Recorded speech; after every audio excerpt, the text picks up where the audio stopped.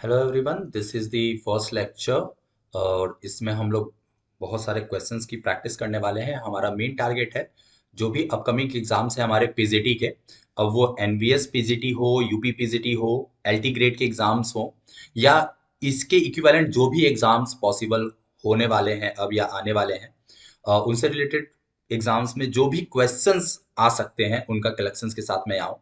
ठीक है, ऐसे क्वेश्चंस के कलेक्शंस हमने किए हैं जिनके आने की प्रोबेबिलिटी इस बार ज्यादा हो सकती है। ओके, तो बिना टाइम को लॉस किए हम लोग सीधे क्वेश्चंस पे चलते हैं और मैं आपको एक एक क्वेश्चंस का डिटेल सॉल्यूशन और एक्सप्लेनेशन समझाता हूँ। ठीक है, सवाल है हमारे सामने, which of the following pairs have the same dimension. देखिए, डायमेंशन पे एक दो क्वेश्चंस कभी कभी आपको एग्जाम में देखने को मिलेगा। ओके, तो यहाँ पर जब डायमेंशन की बात होती है तो अगर आपको कुछ डायमेंशंस याद है तो बेस्ट है, अगर डायमेंशंस नहीं याद है तो then you have to find the dimensions by using the formula. Okay, अब यहाँ हमें चारों ऑप्शन चेक करना होगा। मैं फोर्स का डायमेंशन लिखता हूँ। फोर्स का डायमेंशन होता है mlt-2। ठीक है, अब मैं डायरेक्ट लिख दे रहा हूँ। ओके, लेकिन अगर आपको डायमेंशन पर लेक्चर चाहिए, अगर आपको डायमेंशन से रिलेटेड अच्छे से टॉपिक समझना है तो आप जा करके फुल वीडियो देख सकते हो। पोटेंशियल एनर्जी का डायमेंशन होता है ml2t-2।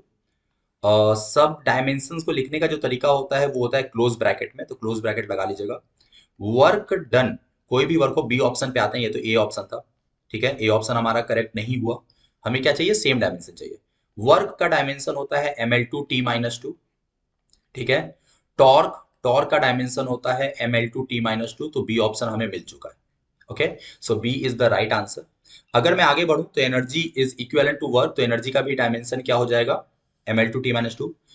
सी ऑप्शन में आपको पावर बता देता हूँ। ठीक है, which is work upon time, तो ये हो जाता है ml2 और ये भी t ऊपर आ जाएगा तो t-3 बन जाएगा। ठीक है, मैं सारे डायमेंशन आपको बता दे रहा हूँ ताकि कंफ्यूजन ना रहे। टॉर्क और फोर्स तो मैंने ऑलरेडी बता दिया है। इसके अकॉर्डिंग हम देख सकते हैं कि हमारा सेकंड ऑप्शन करेक्ट है। ठीक है, चलिए नेक्स्ट आइए। नेक्स्ट भी डायमेंशन का क्वेश्चन लिया है मैंने। कई सारे क्वेश्चंस हैं जिसमें से कुछ डायमेंशन के हैं, कुछ सर्किट के क्वेश्चंस हैं। ठीक है, तो सारे टाइप के क्वेश्चंस आपको दिखेंगे। यहाँ पे आपको क्वेश्चन क्या पूछा है, एल आपका इंडक्टेंस है, आर आपका रेजिस्टेंस है और हमें इन दोनों का रेशियो करके जो डायमेंशन आ गया है वो बताना है।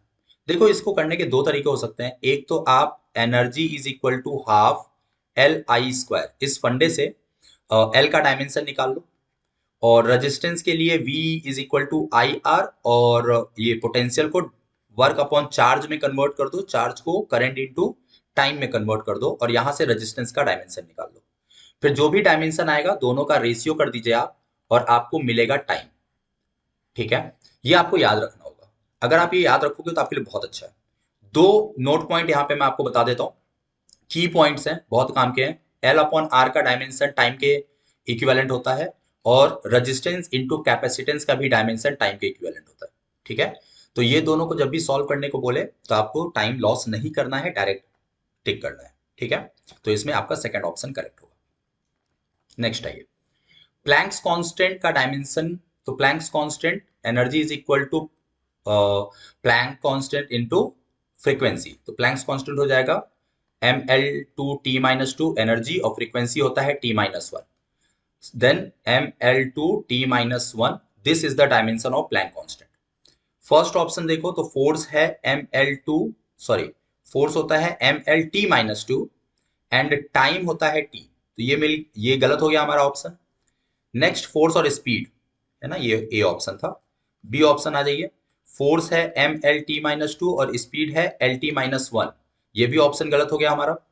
सी ऑप्शन आ जाइए, फोर्स है mlt-2 और डिस्प्लेसमेंट या डिस्टेंस है l, ये भी ऑप्शन गलत है। डी आ जाइए, फोर्स है mlt-2, डिस्टेंस है l और टाइम है t। तो अब इसको सॉल्व कर लो, मिलेगा ml2 और ये हो जाएगा t-1, this is equal to this one, तो डी ऑप्शन आपका करेक्ट है। ठीक है, बहुत आसान है, स्पीड में करेंगे हम लोग, टाइम बर्बाद करने की जरूरत नहीं है। Fermi, Fermi is the unit of, बेटा याद रखने की जरूरत है, लंबाई, लेंथ की यूनिट है। One fermi is equal to 10⁻⁻15 metre, याद कर लीजिए, बहुत काम की चीज है। फर्मी हो, एंगस्ट्रॉम हो, ये दो यूनिट आपसे अक्सर पूछेगा, क्योंकि बाकी में जैसे पिकोमीटर, नैनोमीटर, ये वर्डिंग आपको माइक्रोमीटर, इसमें मीटर वर्ड आ जाता है तो हमें पता चल जाता है कि ये लेंथ है। लेकिन ये दो ऐसे हैं जिसमें वर्डिंग नहीं आती और ये सिर्फ और सिर्फ लेंथ की यूनिट होती है। ठीक है। अच्छा, 1 एंगस्ट्रॉम के बारे में भी बता दूं मैं। This is 10⁻⁻10 metre. नेक्स्ट आइए, eta is ml-1 t-1 where v is velocity, a is area। तो हमें बताना है कि कौन सा इक्विवेलेंट है। तो बस लेफ्ट हैंड साइड का डायमेंशन हमें पता है, तो जो लेफ्ट हैंड साइड का डायमेंशन होता है वही राइट हैंड साइड का डायमेंशन होता है। मैंने आपको पढ़ाया हुआ है, बस चेक कर लो। और चेक नहीं भी है तो आप फॉर्मूले से भी जा सकते हो, लेकिन मैं यहाँ पे आपको बोलूंगा जल्दी से जल्दी चेक कर लो अगर फॉर्मूला नहीं याद है तो। जैसे फर्स्ट ऑप्शन देखो, एरिया है L2, वेलोसिटी होती है LT-1 और टाइम होता है t। इसमें m है ही नहीं। और इसी तरीके से मैं देख सकता हूं तीनों ऑप्शन में कहीं से भी मुझे m नहीं मिलेगा, क्योंकि एरिया में l है, वेलोसिटी में भी LT है और टाइम t है ना। अब जब m है ही नहीं तो मैं कुछ भी करके m ला नहीं सकता, तो डी ऑप्शन आपका करेक्ट होगा। ओके, तो इस तरीके से भी आप इसको जज कर सकते हो। चलिए next question, resistance current electricity का, बहुत ही प्यारा सवाल।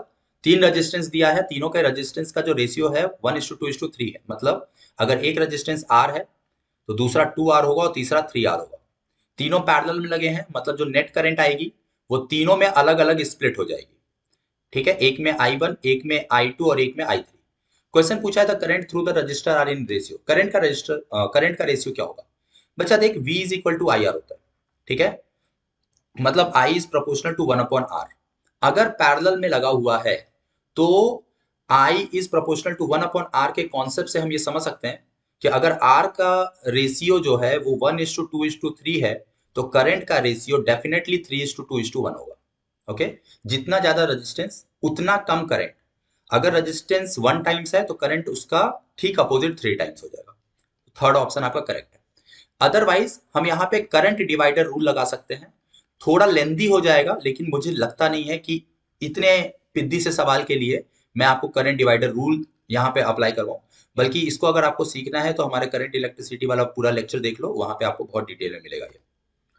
नेक्स्ट देखिए, three capacitors each of value 1 are connected in parallel. तो अगर 1 microfarad, 1 microfarad and 1 microfarad are connected in parallel, then it would be 3 microfarad in combination ना। अच्छा अच्छा, रेजिस्टेंस और करंट का सॉरी, रेजिस्टेंस और कैपेसिटर का आपको आर इक्विवेलेंट याद होना चाहिए। सीरीज में होता है R1 + R2 और पैरेलल होता है आपका 1 में लिख देते हैं 1/R equivalent is equal to 1/R1 + R2। ठीक है, इस तरीके से। लेकिन वही कैपेसिटेंस की बात करेंगे तो सीरीज में होता है आपका 1 में, ठीक, और पैरेलल में इसका उल्टा होता है C1 + C2। तो ये याद रखिएगा। इंडक्टर में और जैसा रेजिस्टेंस रहेगा, रेजिस्टेंस का जैसा है उसी तरीके से होगा L1 + L2, और पैरेलल में क्या चला जाएगा 1/L1 + 1/L2। ये तीन आपको याद रखना है, क्या क्या? Register, capacitor and inductor. ठीक है, इसके अलावा भी दो तीन है। एक स्प्रिंग कांस्टेंट का याद रखिएगा आप, उसके कॉम्बिनेशन पे सवाल आता है। एक थर्मल कंडक्टिविटी पे सवाल आता है, उसके भी कॉम्बिनेशन पे सवाल आता है। ठीक है, ये दोनों थोड़ा अलग तरीके के हैं, इसको ध्यान दीजिएगा। खास करके थर्मल कंडक्टिविटी थोड़ा कॉम्प्लिकेटेड होता है। चलिए, यहाँ पे हमने 1 माइक्रोफैरेड 1 माइक्रो और ये 1 को एक साथ पैरेलल में अटैच किया तो 3 हो गया। Now the capacitor of 2 is connected in series. तो 3 का और 2 का सीरीज है, तो 3 × 2/3 + 2 ये हो जाएगा, तो 6/5। ओके, तो 6/5 आपका आंसर है। देखो यार, मैं चाहूं तो आपको बहुत डिटेल में आराम से टाइम लेकर 10 मिनट में एक एक सवाल बता सकता हूं, लेकिन मैं चाह रहा हूं कि जिस तरीके से मैं सोच रहा हूं, सॉल्व कर रहा हूं, आप उस थॉट प्रोसेस को पिक कीजिए, ताकि आप एग्जाम में 1 मिनट में एक क्वेश्चन को अटेम्प्ट करने लायक बनो। ठीक है, बहुत ज्यादा लिखने की जरूरत नहीं है। आपको वहां पे जाकर के अपनी नोटबुक चेक नहीं करानी है, होमवर्क नहीं दिखा रहे हो आप। आपको वहां पर 4 ऑप्शन में से एक सही ऑप्शन क्लिक करना है। ठीक है, तो डजेंट मैटर कि आप कितना रफली इसको सॉल्व कर रहे हो। Three capacitors each of 3 microfarad are provided. ठीक है, these can not be combined to provide resultant. ओहो, इसमें तो सॉल्व करना पड़ेगा। पहला तरीका, तीनों को अपन सीरीज में लगा देते हैं। ठीक है, तीनों को सीरीज में लगा दिया तो 3 3 3, इसका आंसर क्या हो जाएगा 1 माइक्रोफैरेड। तो ये वाला ऑप्शन नहीं हो सकता, हमें ढूंढना है कौन सा पॉसिबल नहीं है। दूसरा, तीनों को पैरेलल लगा दिया। ठीक है ना, तीनों को पैरेलल लगाएंगे तो कॉम्बिनेशन क्या आएगा 3 3 3 का 9 माइक्रोफैरेड। ये तो ऑप्शन में ही नहीं है। तीसरा क्या हो सकता है कि दो को सीरीज में लगाया और फिर इसको पैरेलल लगा दिया ऐसा, तो जो 3 और 3 का सीरीज होगा, ये 3 और 3 का सीरीज हो जाएगा 3/2, और 3/2 का पैरेलल हो जाएगा 3 के साथ, तो ये हो जाएगा 4.5। मतलब कि ये ऑप्शन भी गड़बड़ हो गया। चौथा तरीका हो सकता है, कैसे लगाया जाए, पहले दो को पैरेलल कर देते हैं और फिर एक सीरीज करते हैं, तो ये 3 और 3 का हो जाएगा 6, और इसमें 3 का अगर लेंगे सीरीज तो हो जाएगा कुछ इस तरीके से, तो 18/9 2। तो मतलब बी ऑप्शन भी करेक्ट नहीं है। तो एक ही ऑप्शन बचता है हमारे पास 6 माइक्रोफैरड। किसी भी तरीके से हम 6 माइक्रोफैरड को ऑप्ट नहीं कर सकते। ठीक है, नेक्स्ट क्या बताना है, इक्विवेलेंट कॉम्बिनेशन बताना है, सोन इन द फिगर। ठीक है, देखो बहुत ही प्यारा सवाल, बहुत ही प्यारा सवाल। कंफ्यूजन क्या होता है कि कौन सीरीज कौन पैरेलल। यहां से एक बार को तो आपको लगेगा कि अगर करंट ऐसे जा रही है इस तरीके से, तो मतलब या तो इसमें से पास होके निकल गई है ना, और इधर कुछ नहीं मिला, इधर शॉर्ट सर्किट हो गया, ये एक तरीका हो सकता है। तो आपको लगेगा कि यार अगर करंट ऊपर गई है और इस तरीके से आ गई तो ये पॉसिबल नहीं है, क्योंकि करंट जब यहां पहुंचेगी तो स्प्लिट हो जाएगी I1 और I2 में। अब दोनों करंट यहां और यहां पहुंच चुकी हैं। अब यहां कंफ्यूजन आ सकता है कि ऊपर से करंट नीचे आ रही है कि नीचे से करंट ऊपर जा रही है, और आ भी रही है कि नहीं आ रही है, ये कंफ्यूजन है। देखिए इस टाइप के क्वेश्चन में ना आपको डेटा ऐसा दिया होता है ताकि आप सॉल्व कर सको। अदरवाइज डेटा अगर सही नहीं होगा या डेटा अगर कॉम्प्लिकेटेड होगा तो डेफिनेटली ये क्वेश्चन सॉल्व करना थोड़ा टफ हो जाएगा। समझो, मान लो ये जो पॉइंट है आपका फर्स्ट, ये वी पोटेंशियल पर है। ठीक है, बहुत ध्यान से सुनना क्या बता रहा हूं। और यहां से क्यू चार्ज एंटर करता है। मैं कैपेसिटर सॉल्व कर रहा हूं इसलिए चार्ज लिया मैंने। ठीक है, जब क्यू एंटर करेगा तो ये सी कैपेसिटेंस, ये सी, क्यू स्प्लिट हो जाएगा, होगा ना। तो डेफिनेटली अगर कैपेसिटेंस सेम है तो चार्ज का अमाउंट भी क्या होगा, सेम होगा, क्योंकि जितना कैपेसिटर होगा उतना ही चार्ज होगा, जितनी उसकी औकात होगी। तो अगर क्यू गया है तो Q/2 Q/2। यहां जो पोटेंशियल का ड्रॉप आएगा बेटा ऊपर वाले के लिए, वो होता है Q/C। तो Q/2C, ऊपर भी ड्रॉप आया नीचे भी आया, मतलब यहां जो पोटेंशियल आया वो आया V-Q/2C। यहां भी जो पोटेंशियल आया V-Q/2C।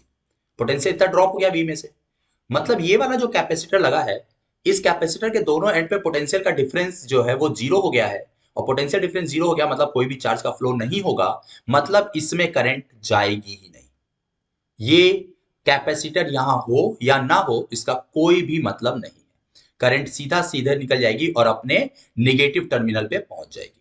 ठीक है, तो सीधा सीधा ये जो दो सी लिखे लगे हुए हैं ये पैरेलल में है बस, और दो सी का पैरेलल क्या होता है, 2C। तो बहुत ही खूबसूरत सवाल है ये, इसको अच्छे से ध्यान दीजिएगा।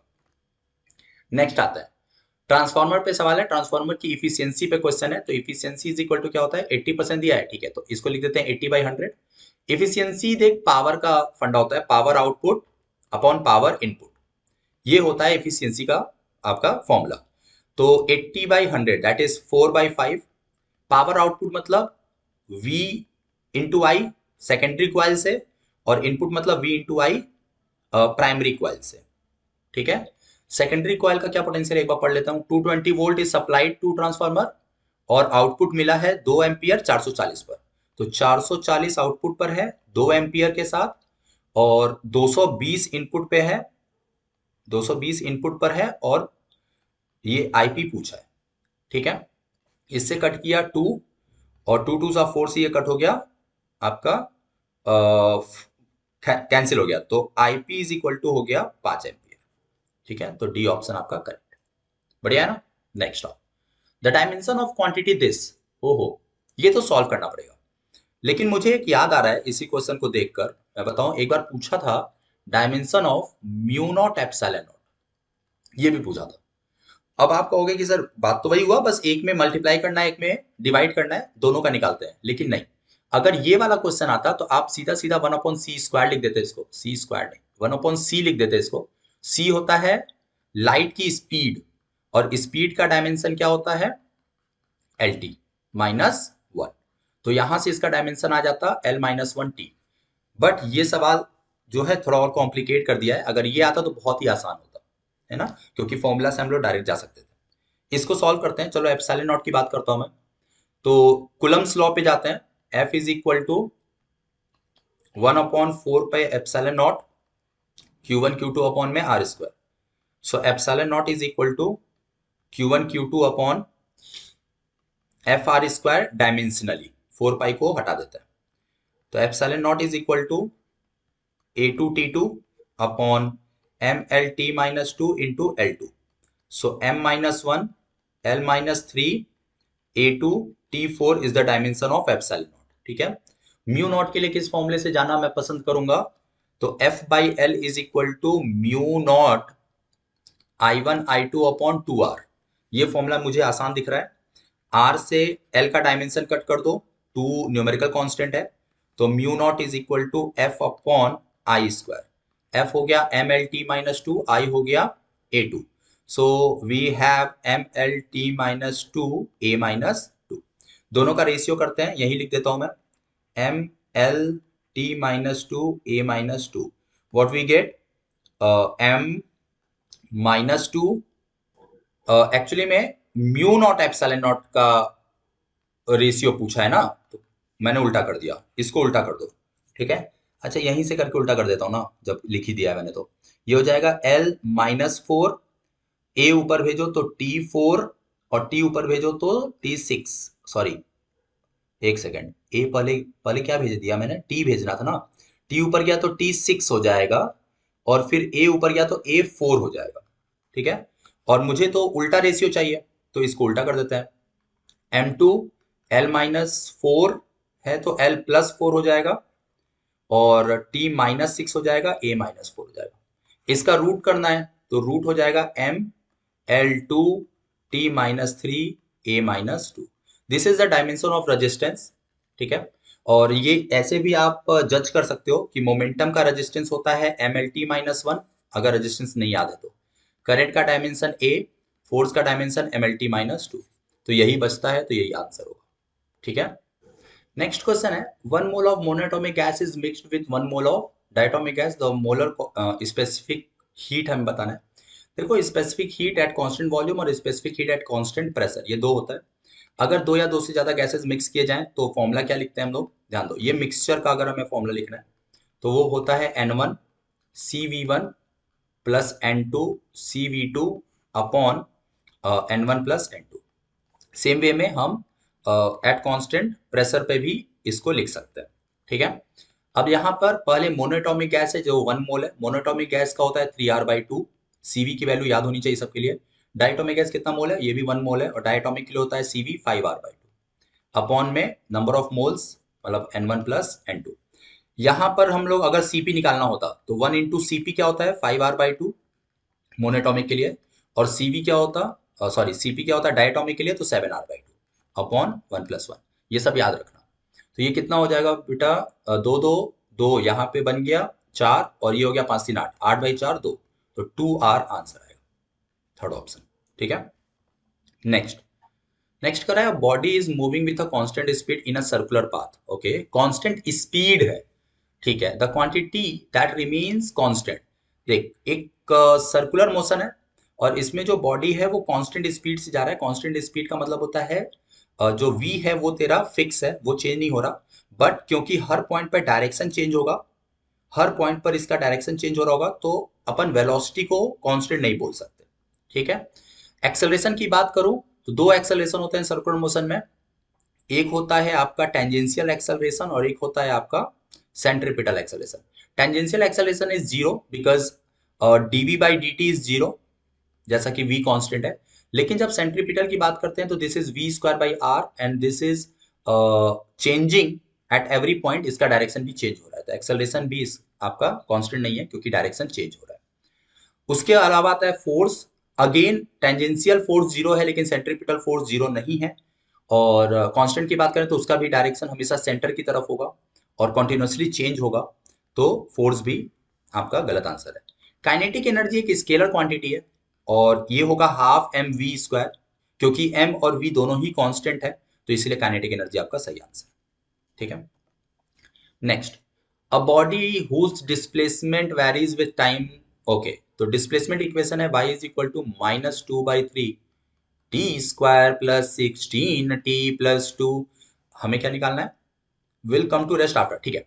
देखो, कब रेस्ट में जाएगा? रेस्ट में जाने का मतलब क्या होना चाहिए? वेलोसिटी जीरो होना चाहिए। वेलोसिटी जीरो होने के लिए क्या करना होगा हमें?